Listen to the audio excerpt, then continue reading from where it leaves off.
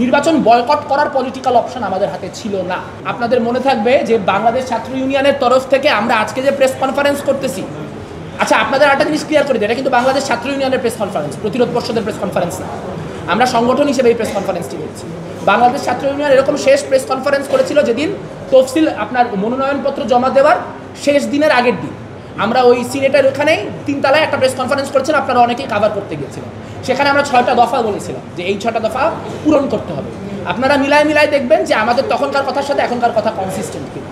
আমরা ঠিক যা বলছিলাম আমরা আজকের দিনে দ্বারাও তাই বলতেছি, আমাদের এই কথায় কোনো ইনকনসিস্টেন্সি নাই।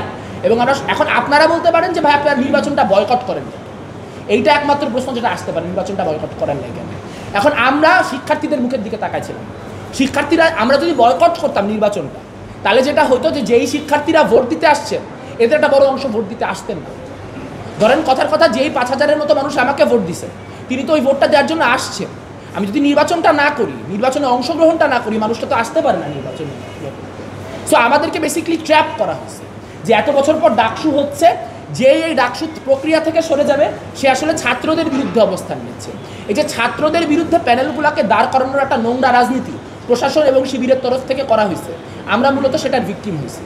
এখন আমাদেরকে এই জন্য এই জায়গা থেকে এই কথাগুলি বলে যাইতে হচ্ছে, নির্বাচন বয়কট করার পলিটিক্যাল অপশন আমাদের হাতে ছিল না। সেই জন্য আমরা শেষ দিন পর্যন্ত আমাদের কথাগুলি বলছি, আমরা শেষ দিন পর্যন্ত প্রশ্নগুলি তুলছি, এবং আমরা শেষ দিন পর্যন্ত কোনো মব না, কোনো জমায়েত করার মধ্য দিয়ে কোনো কিছু না, আমরা শেষ দিন পর্যন্ত এখন পর্যন্ত নিয়মতান্ত্রিক উপায়ের সমাধান চাচ্ছি। কিন্তু আমাদের নিয়মতান্ত্রিক উপায়ের সমাধান চাওয়ার যে চেষ্টা, এটাকে বিশ্ববিদ্যালয় প্রশাসন ইউজ করতেছে এবং তারা নানান ভুগিযুগি ব্যাখ্যার মধ্য দিয়ে জনগণকে বিভ্রান্ত করার চেষ্টা করতেছে। আমরা স্পষ্ট বলতে চাই, ঢাকা বিশ্ববিদ্যালয়ের শিক্ষার্থীরা এত বোকা না, তাদেরকে এত বোকা ভাবার কোনো কারণ নাই। এই কারচুপিগুলা বিষয়ে আমরা যে অবগত, তা অনেক ক্ষেত্রে আমাদের ভোটারদের মাধ্যমে অবগত হয়েছে। কাজে তারা যদি মনে করেন যে এটি করার মধ্য দিয়ে তারা পার পায় যাবে এবং নির্বাচনটা লেজিটিমাইজড হয়ে যাবে, ব্যাপারটি এত সহজ হবে না।